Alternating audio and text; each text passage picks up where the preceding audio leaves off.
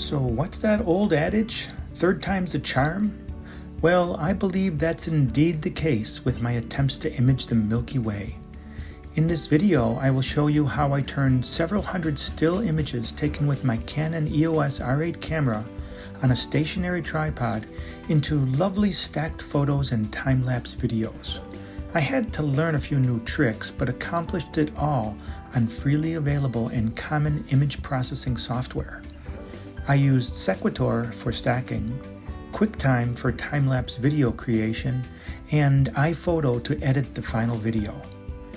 There are lots of Milky Way photography YouTube videos out there, but nearly all of them are presented by highly experienced photographers who leverage Photoshop or Lightroom or other expensive licensed software.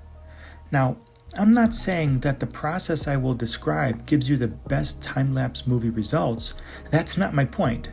However, like me, if you want to try Milky Way photography with your camera or even a smartphone, this is a very simple way to create some beautiful images and movies. It's easy to learn, fast, and does not require any additional expense. I feel that it is a good way to get started in imaging the Milky Way for beginners like me. Of course, to have any hope of photographing the Milky Way, I need to venture away from Yokohama to some darker skies.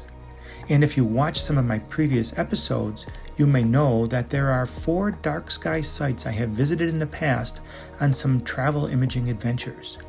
They are all Bordeaux Class 4 areas, the darkest you can get around here unless you venture high into the mountains. For this Milky Way imaging adventure, I decided to revisit one of those sites, Jogashima Island.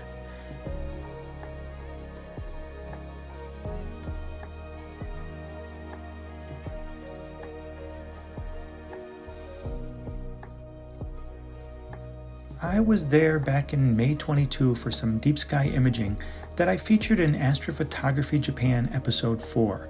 But unlike last time, instead of by car, this time I am using public transportation. From Yokohama Station, I took the Keikyu line to Misakiguchi Station, which is located south of Yokohama on the Miura Peninsula. By express, the train ride takes less than 1 hour to Misakiguchi. From there, a local bus conveniently visits Jogashima Island every hour, taking about 30 minutes and costing only a few dollars. Fortunately, I could take the bus because my equipment load on this trip was fairly minimal. All in all, the trip takes about 2.5 hours. From my home in Yokohama, it is probably the closest dark site for night sky imaging.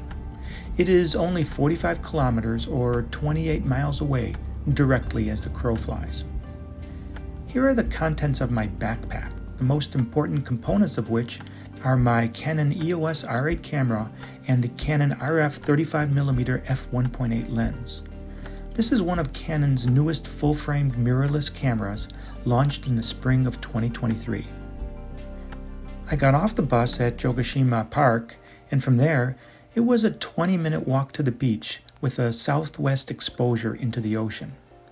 Together with my friend Zun, seen here walking in front of me, we planned to set up our equipment near to Umanose, which is a very picturesque rock formation on the water's edge.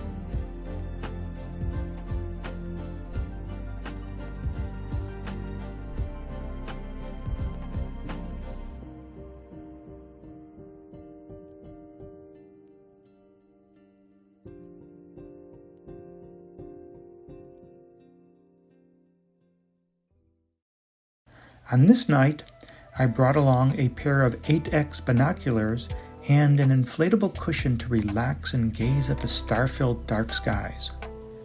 The weather was okay, but not ideal, in that clouds delayed our start until after 10 p.m., and bands of cloud cover periodically rolled in throughout the night, limiting the number of consecutive hours of clear skies.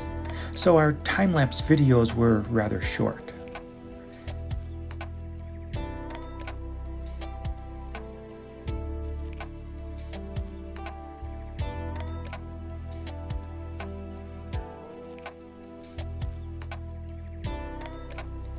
As you may know, Sequitor is a free image stacking program that is particularly well suited for Milky Way photography. It offers an option to stack Milky Way sky images separate from nearby foreground images, preserving the beauty of the local environment in a single field of view. It is capable of stacking time sequence still frames taken on a stable tripod into a single image with enhanced signal and reduced noise. The foreground image can be selected from any one single frame, while the sky images are generated by stacking the entire set. 5 minutes of this YouTube video by Peter Zelinka was a great introduction to Sequitor specifically for Milky Way imaging purposes. After importing the night sky images, there are only a few settings and actions required to stack the images, and the software can handle both RAW and JPEG images. I do not have enough experience to judge, but I wonder whether one gets any additional quality from using RAW format, like Canon CR3 image files, over JPEG images for stacking. On this evening, I had my camera settings on a 10-second exposure time, ISO 3200 and f-stop 2.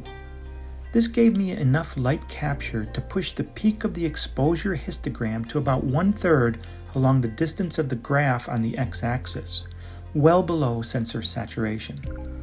Although I had room to increase the exposure time or the ISO settings with this Canon RF 35mm lens, I wanted to preserve tight star images in the final result.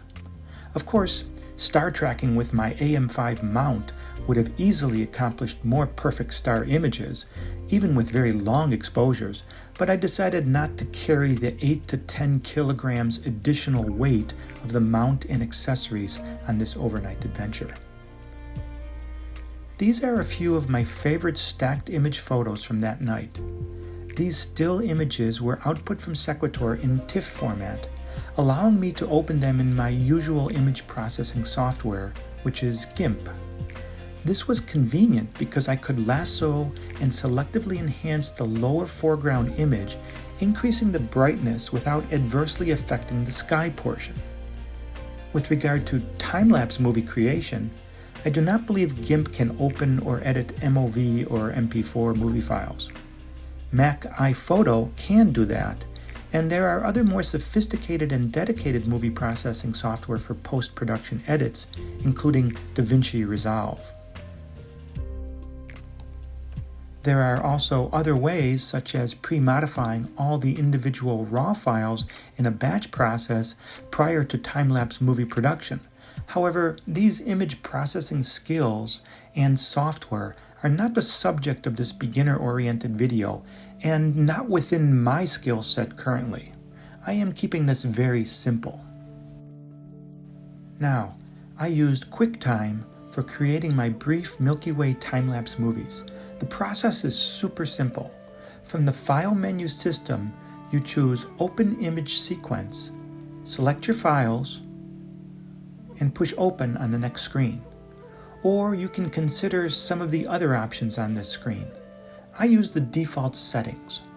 For my videos, I used unedited image files directly from my camera, so consequently that included all the original noise and artifacts. I imported the final MOV video file into my desktop iMac computer in iPhoto and edited the time-lapse movie there, which worked well, as you can see in this modified version. It was quick, easy, and free. However, you can see a lot of airplane interference in the time-lapse movie. And in this second time-lapse movie, which was taken near to the zenith in the early morning hours just before dawn, the number of satellite trails is staggering. If you like that, it is fine, but interestingly, Sequitor offers a way to eliminate the airplane and satellite trails from your images before making the time-lapse movie in QuickTime. I learned this technique from a YouTube video published by Jason Durant Photos, referenced here. Sequitor is an image stacking program, so this image cleanup is also accomplished by stacking, but in batch mode operation. Again, it is quite simple with the various steps outlined on this slide, but the video offers a more detailed explanation. The process takes each of your photos and stacks them against a few other images from the same time sequence in mini groups, such as with 3 to 5 adjacent images. If you start with 300 images, you end up with 300 images, but all of the resulting images are now cleaned for artifacts and the signal to noise slightly enhanced from the stacking process. These new cleaned images can then be put into QuickTime, just as before, to make a time-lapse video such as those shown here.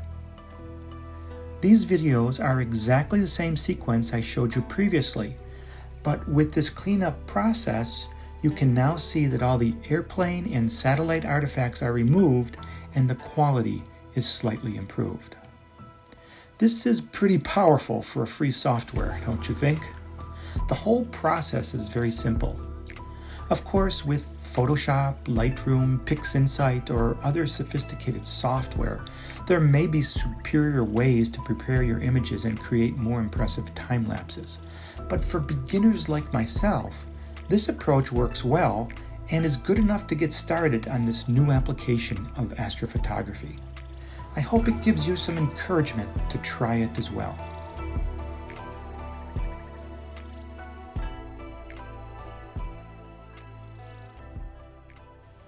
On the beach that night, in the early morning hours, rising in the sky looking toward the east, I saw Pleiades and Jupiter and snapped a single image. It is still the middle of the summer here, but the appearance of Pleiades is a sign of the coming autumn and cooler weather on the way.